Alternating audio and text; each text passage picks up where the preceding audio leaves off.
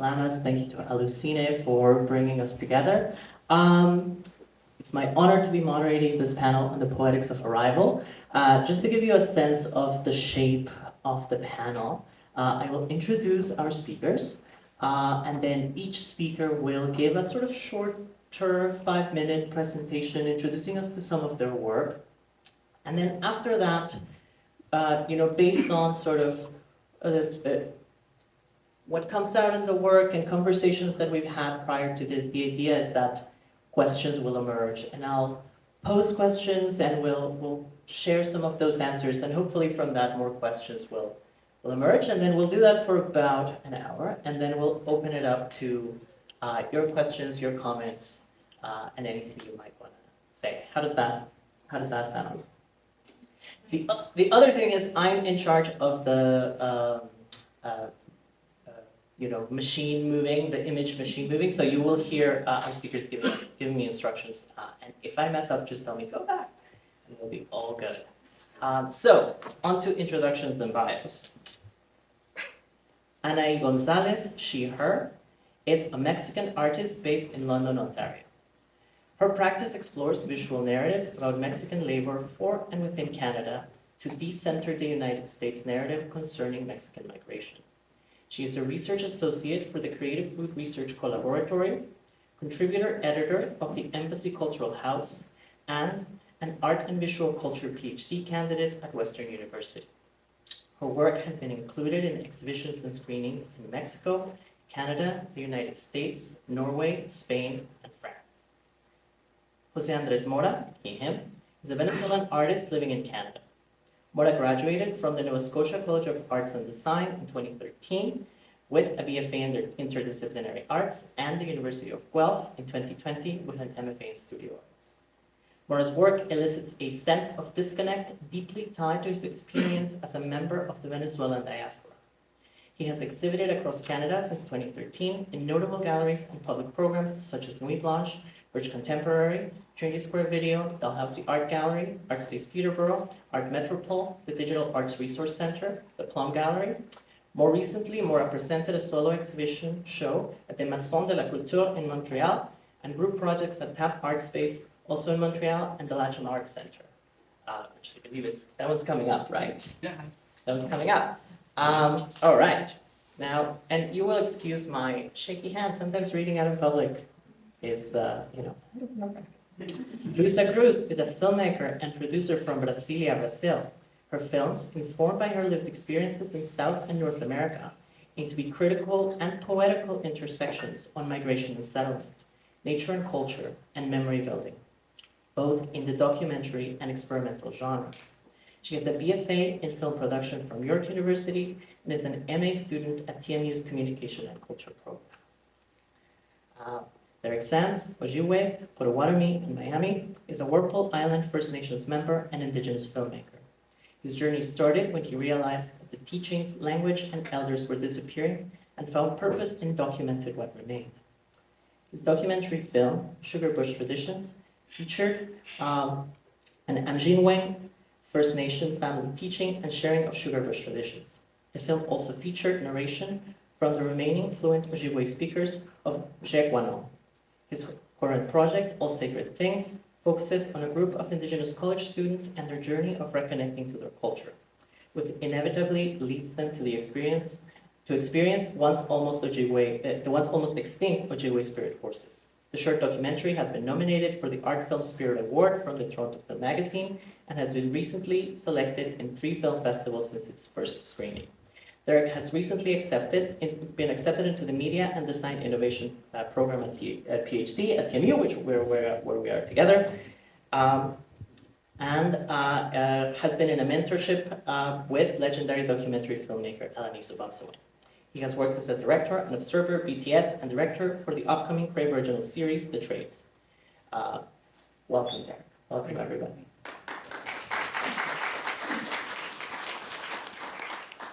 And now we'll start with Anaí. Yes. Can everyone hear me? Yeah. Sorry. There we go. So Before I start my presentation, you will see my hands also shaking because it can be nerve-wracking to present in your second language. So I feel a little bit shaky here.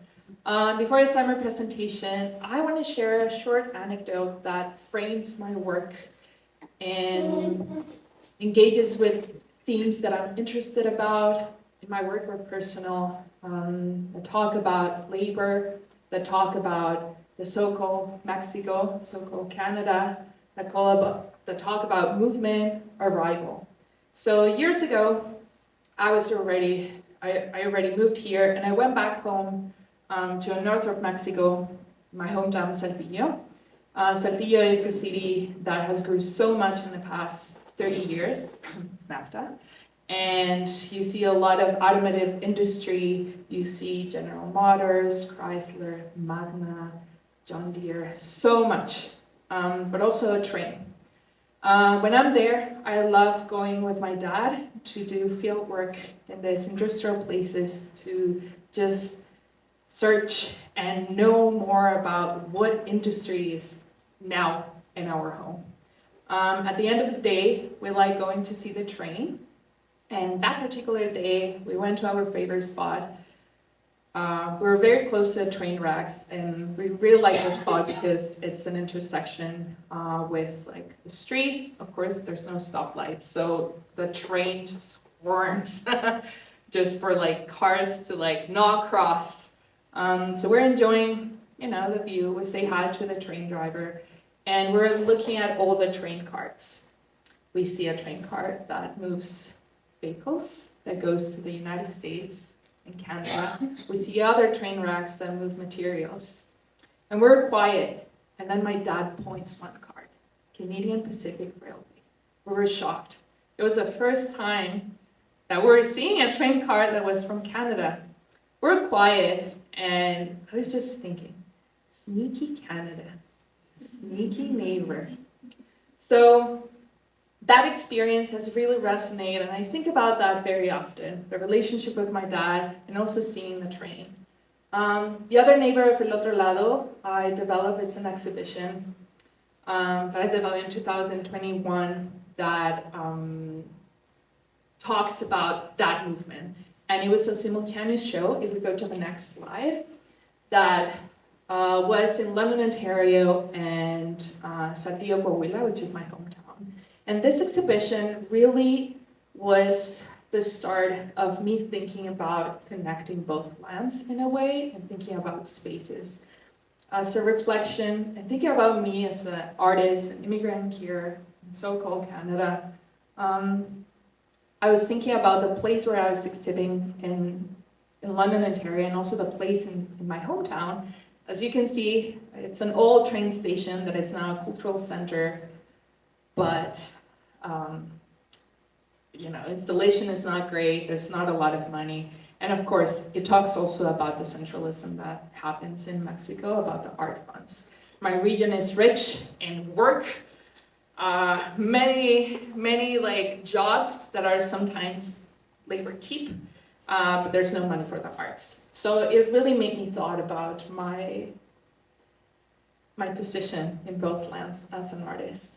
After that experience in 2022, if you go to the second slide, I wanted to get out of the gallery. I wanted to bring out my artwork in the street. So I did a simultaneous installation of billboards that connected both regions with the automotive industry.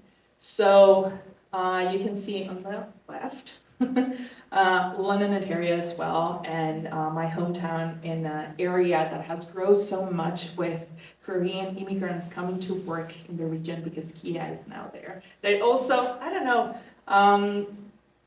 it was very interesting installation, and I'm very happy with like how it worked. There was people that, especially in Mexico, they went to the website. It was a big photographic series that I did, funded by the National Systematic Creadores with Jóvenes Creadores, yeah.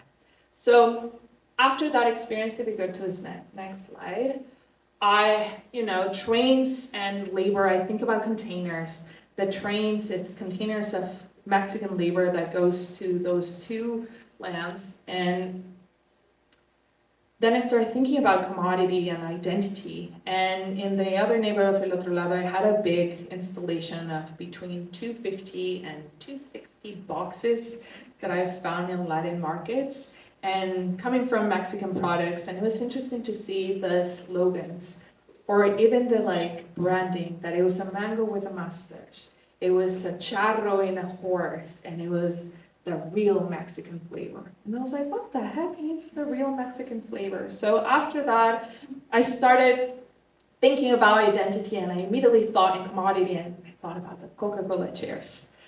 But I've been having trouble finding them here. You know, in my parents' house, I have 20. I don't know how they're there, but I've been looking this past year and a half, you know, garbage, marketplace, and I paint them. So right now I have 40, which is a lot. I'm very excited. So in the chairs, I subtract from the cardboard boxes these slogans like "Reúsame, regrésame," that I think about seasonal workers coming here. Cuidado, mucho cuidado, stereotypes. Made in Mexico, content must be revised. So after that installation, if we go to the next slide, I was part of a residency with Pix Film Collective and Artificial Museum. It was a residency of 3 months, and it was the first time that I was working with Blender, but I wanted to do the chairs outside the gallery, in a way. Maddie Piller and Jeff Tran were very patient. I'm not great at 3D Blender, so I had a lot of help. But definitely that idea of bringing outside my work outside the gallery came from that experience with my simultaneous show. So last year, I went to Leamington to do field work and also start a new series with especially Mexican seasonal workers. And, you know, if you go to that city, downtown is so like restaurants. It's like going to El Centro of Mexico and just eating a good taco, and it's amazing. But I was curious about, is the town really welcoming? So I decided to go to the neighborhoods, and I went driving and looking, and then I came across this front yard that had a sculpture of a man with a sombrero that looked very typical Mexican, carrying in a wagon 2 Canadian geese. I stopped and I was like, is that half Portuguese maybe? And I was like, no. So I took a photograph, and that image and icons made me think about the impact of Mexican labor for the so-called Canada, but also labor, not workers coming here, but also the work and labor that happens in the other land, and how the system prefers products, the products of our labor instead of people. So in 3D Blender, I did this coin thinking about the hours wages in 2023 with that iconography that I saw in that front yard. And after that, if we go to that slide, I started thinking about commodities, and I just want to get out of the gallery, out of the white box cube, and I came across this vending machine to stickers, and I wanted to do an installation that was to fundraise for a cause. $1, thinking about that dollar that I did. And this vending machine has been exhibited in X Space. Last week was in Whippersnapper in Artist Run Center in Kensington Market. And it needs to live outside. So the next step is definitely bringing her to a Latin market or outside the gallery. And when you put a coin, if you press the next slide, you see a map that I did inspire with Greg Kerming's North American map, and of course, América Invertida de Joaquín Torres, and thinking about the extractivism that happens. And yes, I see your earrings. I have the same ones. And thinking about that extractivism through train. So that's my very brief presentation, and yeah, thinking about movement. And it's very amazing how train and containers that carry our labor because the system permits them. It's something that I'm interested about. Thank you.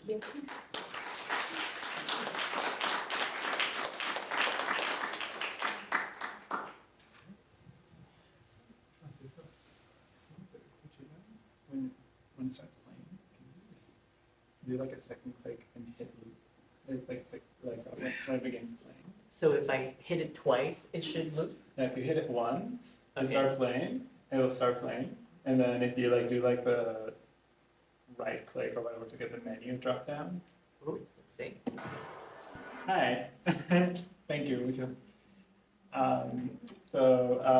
My name is Jose Andres Mora. I want to talk a little bit about my work. I'm going to be leaving this work playing in the background a little bit because one of the things that I'm really interested in is today, anyways, is just speaking a little bit about what my interest is in working with writing and text and installations and how it relates to my experience and just my own background as well. One of the reasons why I would like to focus on text is because I find that writing and written language as a thing, it's kind of an interesting technology when you think about how how unmaterial it is. I don't know if that's actually a word. It's not really fabricated. It doesn't there's nothing really that exists that has like a mold of letters or anything. So as a system that's invented and as a technology that's invented, it's sort of not.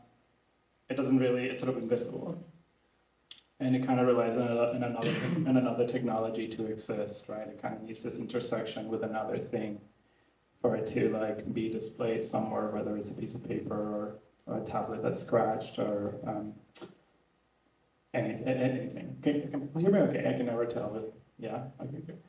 And so when I began working with language, I was doing a lot of introspection on my own experience arriving to Canada. My family moved from Venezuela to here via Mexico, actually. We lived in Mexico for a bit, but we arrived in 2004, so I was 15. And when I began making art, I started looking at a very particular experience of mine, which was like how I wanted to blend in by eliminating my accent as much as I could, because of whatever, I was a teenager, I didn't want to stand out. And so as I sort of taking that background and taking this idea of text that I just explained, I began kind of what I'm focused in my practice is looking at how this intersection between two technologies exists to put a kind of voice or a kind of person or a kind of expression within a place. And what I mean by that is when we interact with text, we are in this sort of process of getting information from it based on the context that we encounter it. So when you encounter writing on a book, it kind of makes sense where it's coming from because you know that it comes from a story, or you know that it comes from there's conventions around it that tell you how to interpret what you're reading, whether it's fiction or nonfiction, biography, etc. But when text exists outside of the book and exists as an installation somewhere, it's interesting because it becomes like dependent on the location for you to like understand what it is, right? But when you sever the connection between text and context, it sort of becomes this wild thing that's sort of suddenly untethered. And what I've been sort of like interested in my practice has been exercising this process of cutting the connection between a piece of writing and the place that is exhibited so that the reader who encounters the work is slightly severed from its origin as well. And how I've been sort of massaging that idea in my practice has been to create that state of untethered state to kind of the experience of being someone from somewhere else who is not entirely connected to somewhere. And that's kind of like the general focus of my practice has been sort of exploring this sort of materiality of writing in a sense, because again, it depends on this intersection of two things to exist, and if that's a material, when it intersects, it's material. It exists somewhere and it exists in a place, and it becomes blue.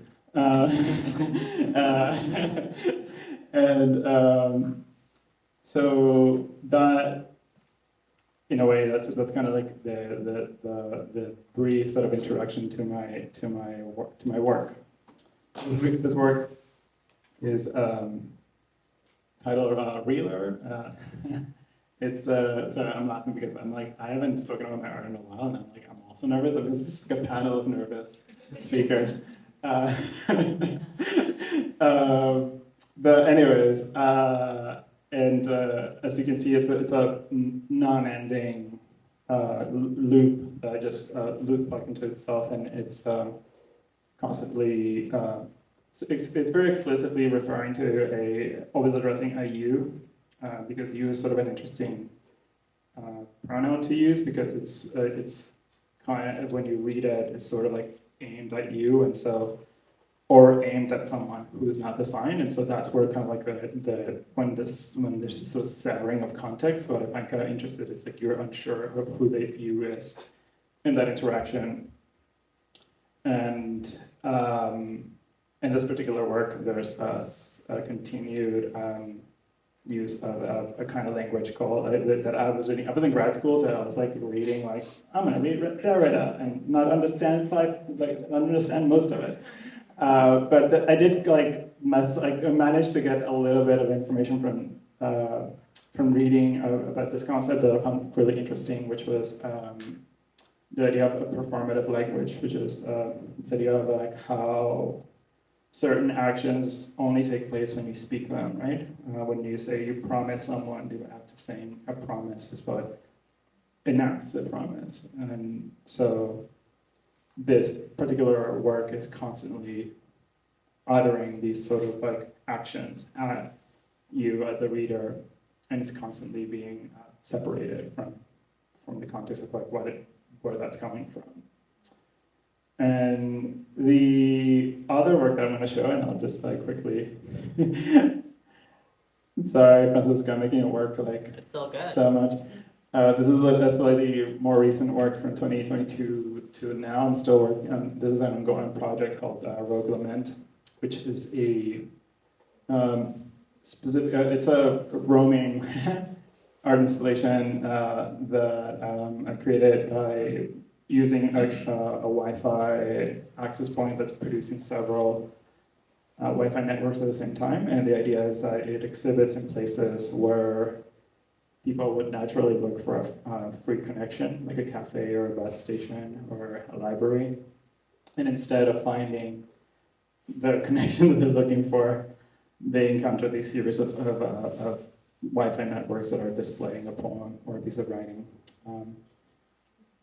And I wanted to show these two works because I think they both kind of encompass like this idea of like how I like to work materially with text. This particular work is much more explicitly using language and creating poems that are about like not fully feeling like you belong somewhere. And yeah, it's ongoing. I'm taking it around places. I brought it with me because I figured I would bring it here, so if you want to look for a Wi-Fi network, you can see it on your phone. Yeah, I'm just gonna stop there and pass it along. Thank you.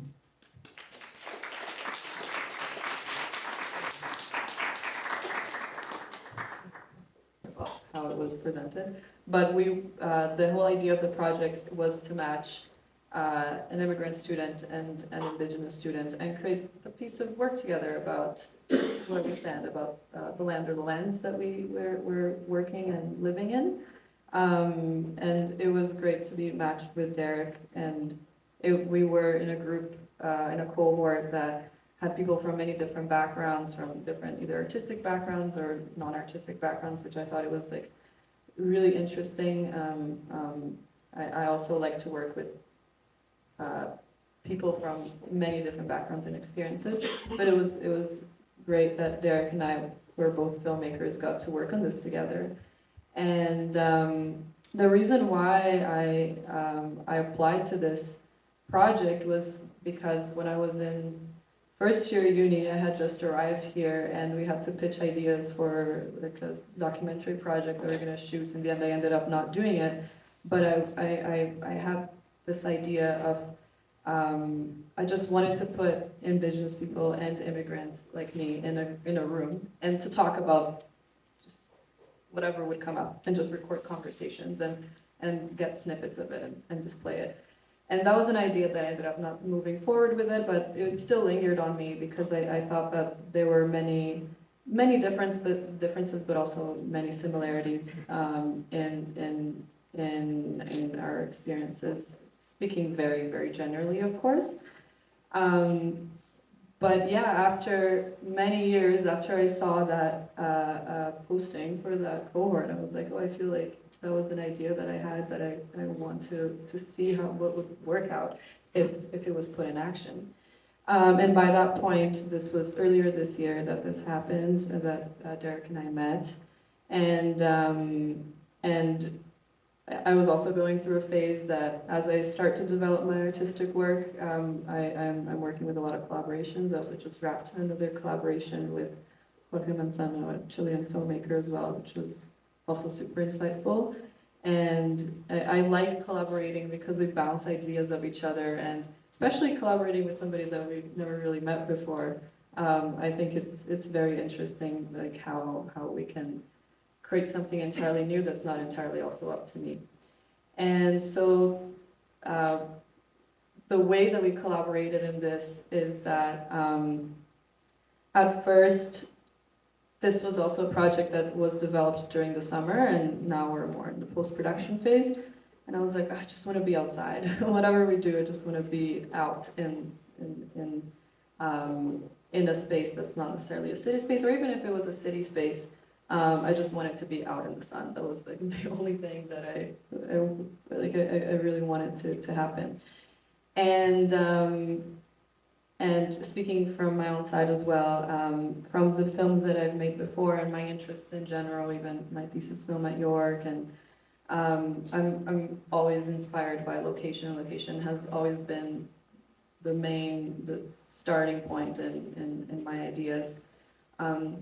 Even living in Brasilia and growing up there, it's a city that's it's always so different. I almost wanted to go into urban planning instead of film, just because of how that city was structured and the city that I lived and grew up in. And I started kind of taking photos of the city and really immersing myself in it. And that's something that I always carried with me. So as I came to Canada, I had a bit of also like an identity crisis that I think we can all relate to, and to thinking how can I document this, and I spent, even my thesis film, I shot it in Brazil, and I spent many years feeling really disconnected from this place and not really being able to call it home. And it's been, I think, since this year, through the collaborations that I've done, especially this one, I think, it has really, I think unconsciously I was in a quest for doing some sort of activity that would make me feel like I belong here and I was welcomed here. So this project was great. At first we were going to shoot, I also, backtracking a little bit, these images here are phytograms, which are, I think, something that Claudia from the last panel also worked on their project, and which I thought was super interesting. It's a format that's gaining a lot of traction in the last recent years. And I was really, really inspired by it as a way to work with location differently instead of shooting it as we would do, is like working more materially with the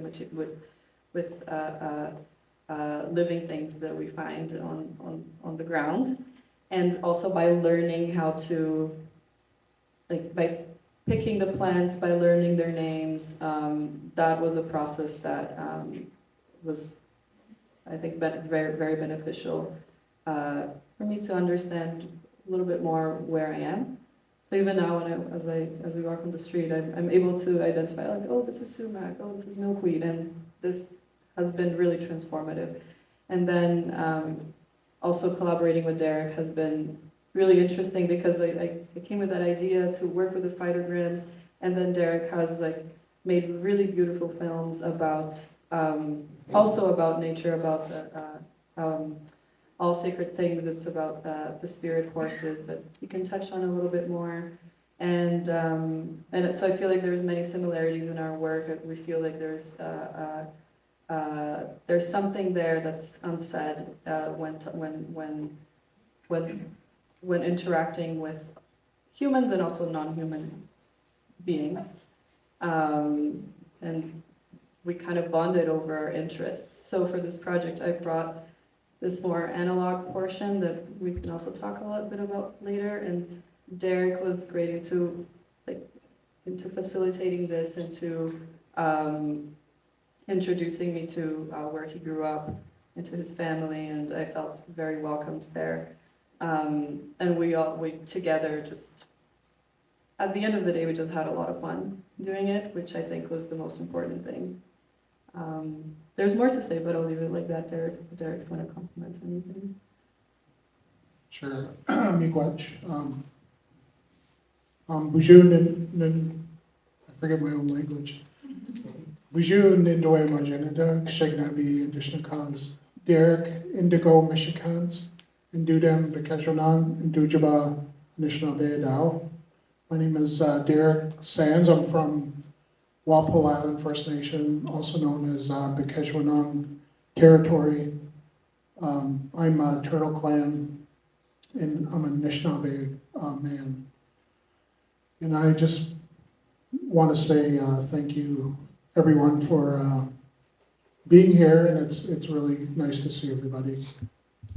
So what Luis, one of the ideas, because Louisa kind of talked about her own inspirations for doing this project, and one of my ideas was always to somehow document where I'm from, Walpole Island First Nation. So it was just like a lot of different brainstorming ideas that we sat down, we had lunch, and we just like spent like a few hours together, and we came up with this this balance in our workflow that we wanted to incorporate. And it was just from the get-go, really good, positive energy towards showcasing both ideas that we were both interested in. And during that process, I did learn a lot about analog film, and also about Luisa's culture, because I do listen a lot, and I wanted to share also the uniqueness of where I'm from, Walpole Island. So the images that you just seen, this one in particular is wingush, and it's also known as sweetgrass. So it's one of the medicines, and what we were able to do was kind of through the process of phytograms, document an abstract film on analog that showcases the medicines where I'm from, medicines that I grew up with. And I was thinking about this today, and I think this is like true. Like if there's 30 or more, maybe more even, rare endangered species that live and exist only where I'm from. And I was able to show Louisa the place where I'm from. And it's such a small piece of Canada in total area-wise. I think it's like 50,000 acres. But it has 5 different unique ecosystems. There's oak savannas, there's tall grass prairies, there's wetlands, there's a couple more that I can't think of right now. But so this diverse place, Walpole Island, has 30% of all of Canada's endangered species. And it's such a small place, which is like, and nobody really knows about it. So that was like, my goal, like what Francisco read, like if there's a need to do something, there's a need to document the 8 fluent remaining speakers out of 10,000 people. There's a need to film the remaining residential school survivors. My dad is one of those survivors. There's a need to protect the land and these plants, because if the indigenous people of Canada or North America or Turtle Island didn't protect these plants would be gone.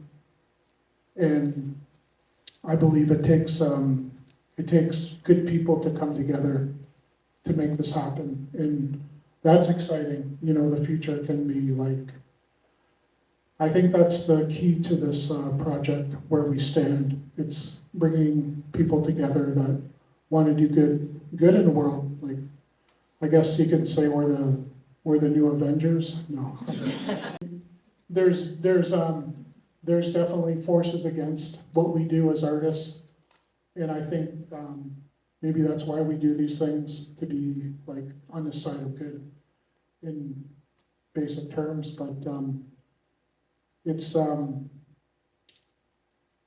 like when I'm able to work with a fellow filmmaker or artist, I think that's where the magic happens, because my ideas and dreams and thoughts get uplifted, and so does the other person. So I think it's just really amazing to have that energy, like I said.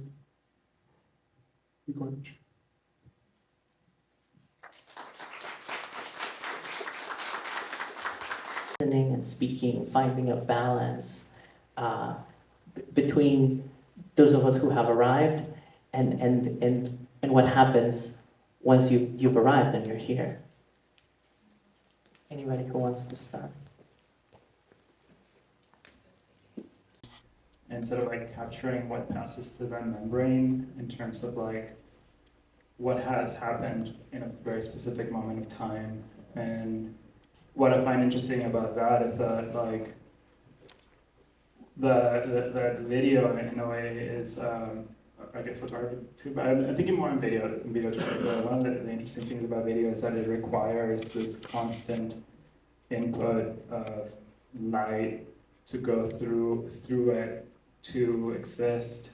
And when I think about poetics, I think about language, like you said, but also I think about also like material too, and like how we understand the materials that we live with. And I think a lot of that is just thinking how we just coexist with things. And I'm going off on a tangent. I guess I want to return a little bit to the thing that I was mentioning, this constant input of light. And it's like, what's interesting about it is that there's that, for me, there's this kind of relationship between media, art, and memory, because media art it's because it requires constant energy. It's like constantly requiring energy to exist.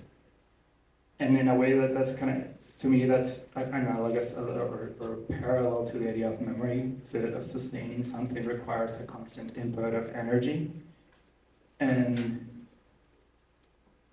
to me, I think that's kind of where I find some of the poetics of the things that, I guess what we work with, if we work in the video, is that there's this, like media art is like always like video is always wanting to stop working, and it's always abstracting energy, and it's always running out of energy, and so like it requires this constant effort to exist, which I find really intriguing. Like there's no method, no input, it just doesn't exist.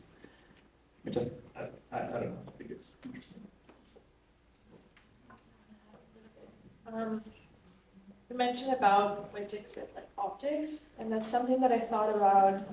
It made me think about a series that I did in pre-COVID, 2019, where I contact 60 plus immigrants, Mexican immigrants here in Canada, through the groups on Facebook, like Mexicanos en Canadá, Latinos en Canadá, and I would ask them what was their treasure, tesorito. So I would go sometimes to meet with them outside their jobs, homes. Sometimes they just open the door and I stay all afternoon there, and they would show me their little things, sometimes something very precious, like a earring, like something, but then others like a letter, and it made me think about, about loss, and echoing the like previous panel about loss and the poetics about remembering and movement and how we treasure so much the little things that mean so much to us. It made me think about also objects that I've brought and I've used in my artistic practice too.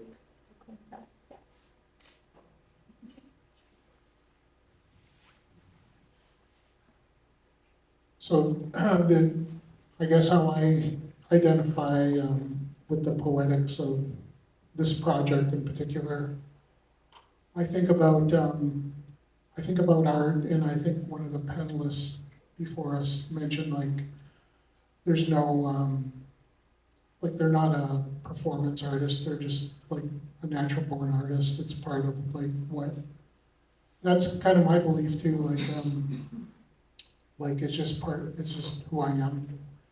And with that, I believe too, who you are as a person is representative of what you are doing in your life. Or with this project, one of the biggest takeaways I think was to have Luisa in the community, and then she met my sister, my brother, my nephew, both my parents, two nephews actually. You didn't meet my cousin, but my cousin let us like have his cottage for a weekend, and we ate together and we laughed and we just like enjoyed the space. And the art was almost like a second afterthought, but the art was still created. So I think like that, to me, that's when I think of like poetics, I think of like how smooth like a poem is, like how smooth, and you're creating something that is really, really easy. And I think because we were able to just be who we are in the space. And that's another thing, like, I think it's good for people to have Indigenous friends because they can take you to the reserve and you guys can check it out too. I think that's like what's needed, but no one talks about it and no one wants to do it. But you gotta just do it. You gotta be like Luisa and get a native friend and spend a weekend on a First Nation and really see how it is. Because that's really, to me, that's what Canada is. Canada ain't the city of Toronto. Canada is Wapalano First Nation. It's where I'm from. It's like, that's in my heart, that's what I believe. And you're not seeing the entire picture and I don't think anyone is, but I can get trapped in the mindset myself that this space where I'm at with so many busy people is what represents our home. But home is where you can be who you are.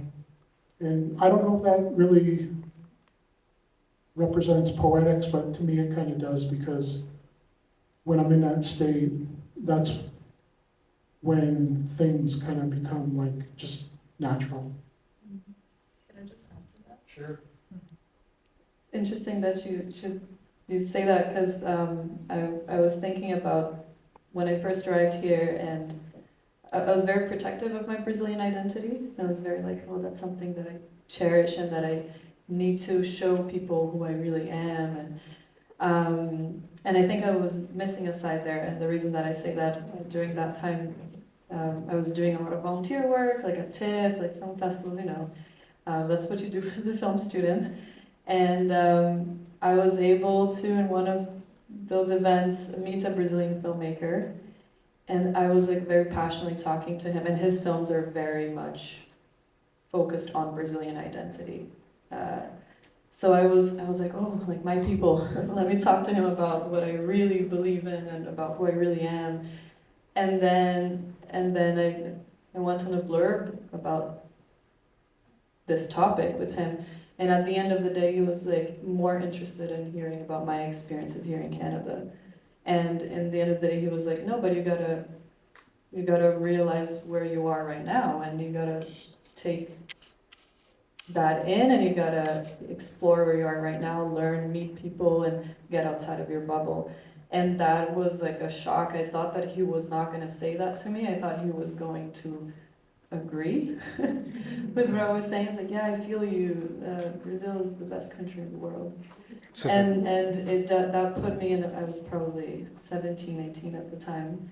And that really struck with me, and that was something that I take on even to this project. And I'm very grateful to have been welcomed by Derek to visit Walpole Island and to try to understand this place that we're in, and the places that are in the place that we're in. And the nuances, I still don't know how to put them into words. I'm still learning so much through our collaboration. But these nuances are something that I feel like it's a process that started back there when I talked to that filmmaker, and he was like, you gotta get out there. Like, this is the land that you're in right now. So it complements a lot of what you said, and I feel like that's why it's been so good working together. Jose Andres or Nate, did you have something else? Yeah. Thank you for that. I mean, there's so many things that come up. I think as you talk about almost like poetics as a kind of balm, you know, an easiness to it, I think of a couple of things. I think of Audre Lorde, the African-American lesbian poet, who said that poetry is not a luxury, right? Which is a text that some of you might have encountered. And how essential it is, I think, for those of us who've had certain kinds of experiences to find those poetics as a way to live. But also, I was thinking about Alanis Obomsawin's voice, both her singing voice and which is so soothing and beautiful, but also her voice, you know, narrating her films and narrating to somebody who's a newcomer. If you watch her film, you know, 270 Years of Resistance, about the Oka crisis, also narrating that and how essential the poetics of that is. Thinking about how this connects poetics with a certain kind of politics as well, the politics of our arrival, the politics of being here, the politics of our being in relation, and your role as artists. I'm curious if you have any thoughts on the way your work is put into context, the way your work is talked about, written about, curated, and whether it is experiences where you felt like that has really allowed the poetics of the work to come through, or perhaps ways in which institutions, artisan centers, gatherings, communities of artists, we still have work to do in terms of letting the context around the work really speak its truth.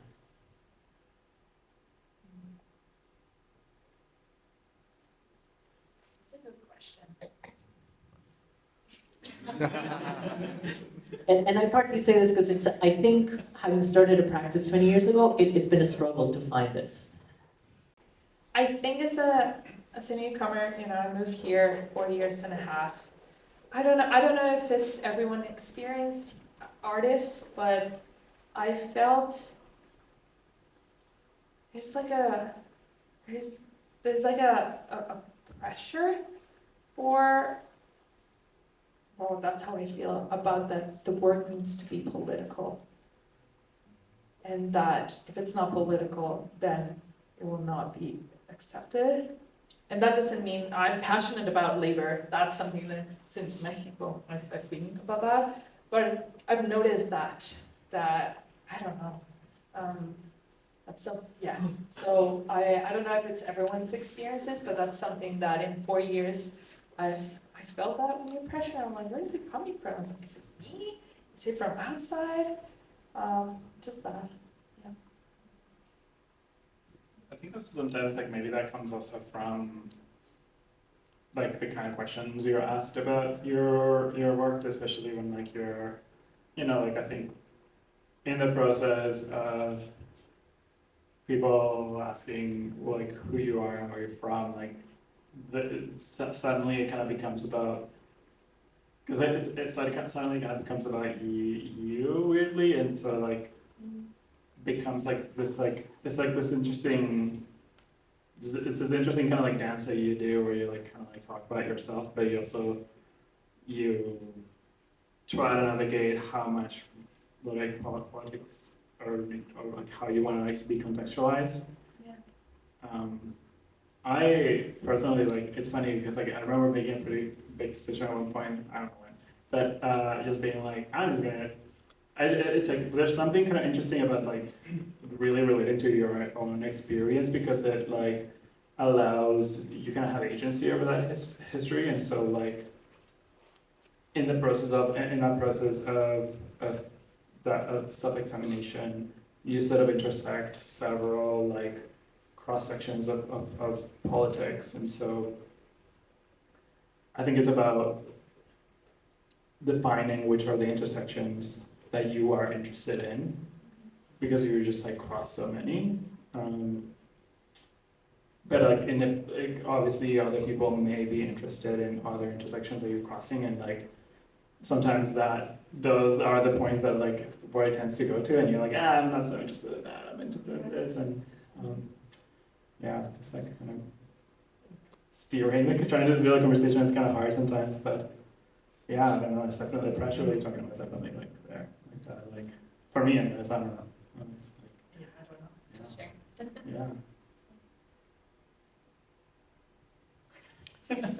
So anyone want to take it away, that's fine.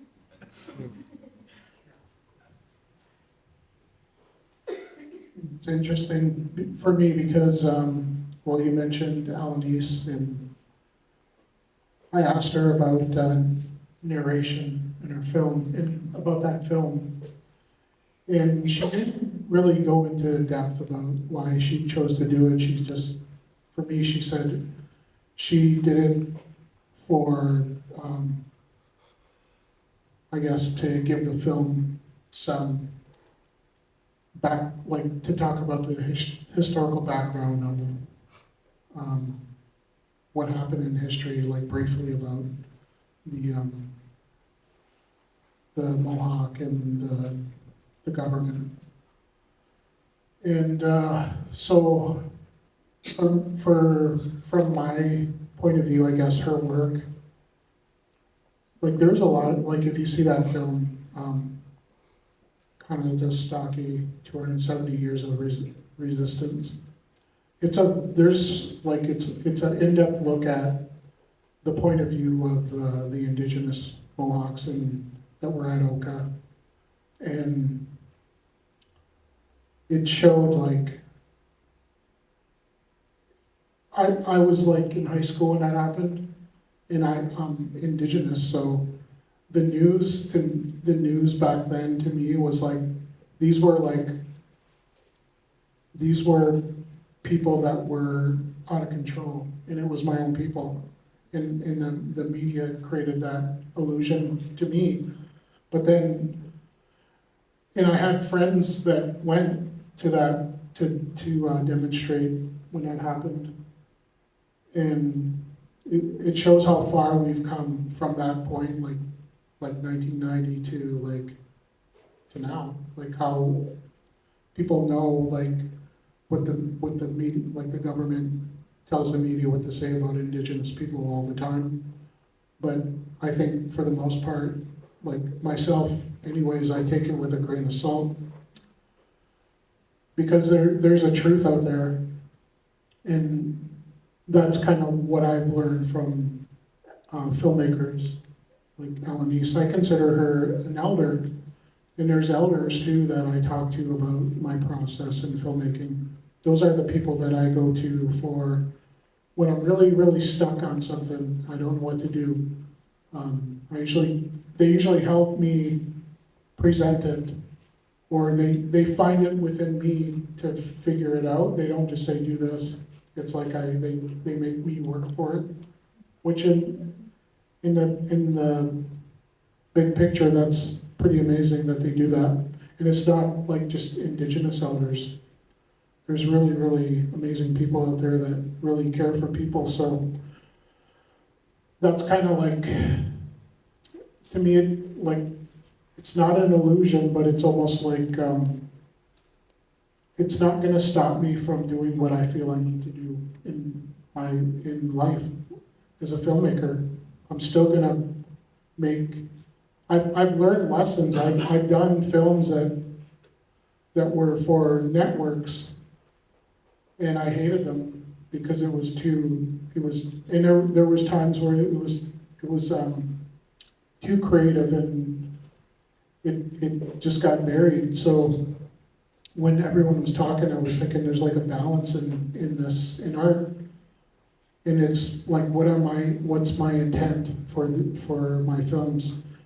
And I was moved last week because it was Orange Shirt Day week, and I screened my film All Sacred Things to like over 1,000 students back home, and also some elders back home. And wherever I went, the communities, it made me think like how they accepted the work, because it was a focus on who they were. They had that strong bond and connection to the story because that's their story. And to me, if I'm not accepted in a film festival, that's kind of like, that sucks, and I'm bitter for a bit, but that's rejection, that's the industry.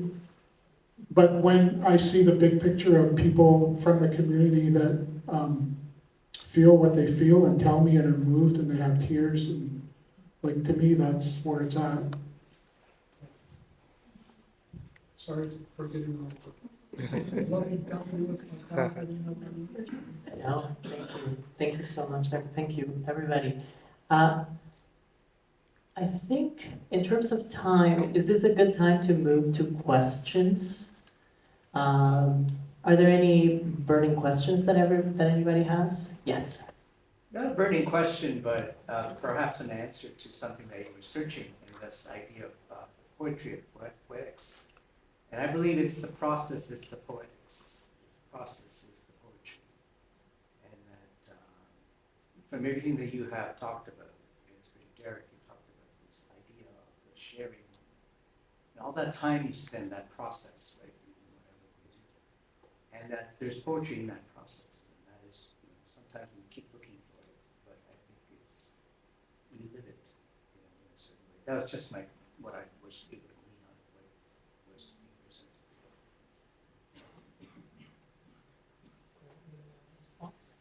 I was gonna say something very similar to you. I think you read my mind a little bit.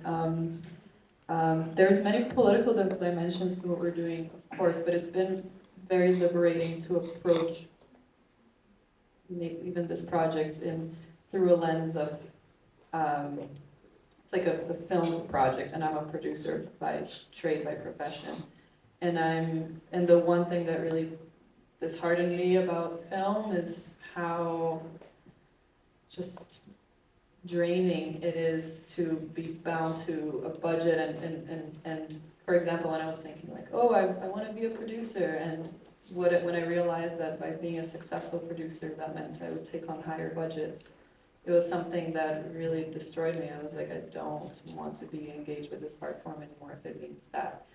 And so through these collaborations that I've been doing, like this project, for example, has been like, it's political in a way too, that you rethink modes of production and you rethink how films are made and why and with whom and for whom. And there is a shot that you described that I still haven't seen, but I'm so curious about it, that it's a shot that we're in your cousin's garden. You're playing with Liam, your nephew, and I'm there like doing the phytograms. There's actually some some digital footage on another folder that, yeah, like Derek, this is Subsequam, this is Fern, and then there's one of, yeah, that's me picking something up, and then there's another one that's like us, yeah, that's from that day. So Derek kind of like documented me doing the phytogram process while his cousin was there, and I find that there is like, in my head at least, even like the soundscapes and the whole approach to it, that process itself is way more important and way more valuable than whatever the final product will be. And that for me has been really transformative in a way to also regain my trust and relationship to art and filmmaking as a way that the process itself also becomes political, because we can rethink ways that we produce things. And like we probably shot and actually worked on the project for a few hours that weekend, but I'm taking with me the people that I've met and what I've learned from being at Walpole Island. It's a beautiful place and it was so much fun, and that for me is way more important than if this is going to appear at a festival or, you know. So there is a political dimension in that process for sure.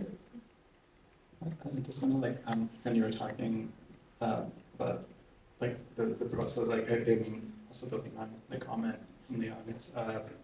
It reminds me of it's something that I think about tonight, like this idea around, like, I'm talking specifically about my own like niche interest, but I think it applies to anyone making work, is that like one of the reasons why like written language can kind of like become kind of stale and kind of out of meaning is because like it's so, the further away it gets from the moment that it's written, it's like the more and more kind of like meaningless it is, in the sense that you don't, the meaning of it comes from more from the moment of being said and the instance of time when it exists. And so like there's this, for me, that what's beautiful about that is that there's what forms meaning is more the action, it's like the action of doing it, of doing thing. And it's sort of, it's kind of beautiful to think that it's sort of this kind of ephemeral thing, in a sense, that you kind of experience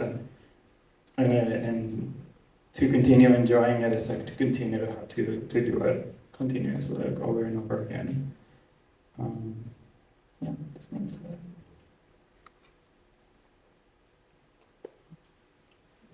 Any other questions? I have a question about Anaí. Anna, yeah. You were first, so I was like, do I remember it correctly? It's a question more about your work, a specific piece on the billboards that you showed us. The way that resonated with me was mainly like that feeling of being in two places at once. Like, I feel like I'm physically here, but I'm from Chile, like, in a way, like, a big part of me is back there as well. So that's the way that resonated with me, and I was wondering if that's one of your intentions that you had for that. Also, what were you thinking were going to be the feedback from the audience and, you know, from either the billboard locations? Like the location in Mexico and location here, what were the responses? And what were the responses you anticipated beforehand? Were you surprised by anything? Yeah. Yeah, about the billboards, it makes me, for example, the simultaneous exhibition, it's a conversation. I see them as a conversation. For example, that show, I had different artworks that each piece was talking to each other. I always thought about it like that. And those billboards, it was a piñata of a car, a red car that I found in an industrial area, abandoned. So I just took it, and yeah, it was just a conversation. I see them as a conversation more when I install simultaneously. And the feedback, for example, the machine, that's something, and that I talk about it with someone in the audience, that in Mexico, the billboard was more successful than in London, Ontario. There was more traffic in the website. Even like I didn't post anything and there was like already traffic there. And it made me think about, for example, the vending machine.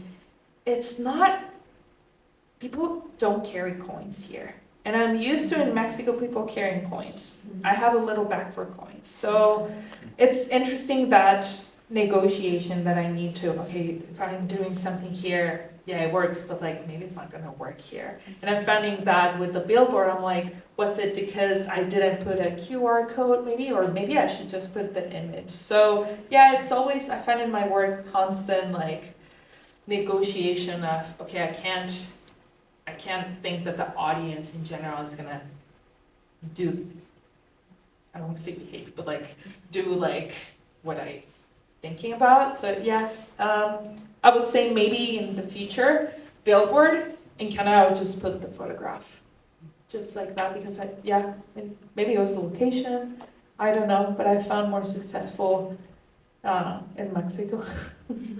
Yeah. Yeah. Any other questions?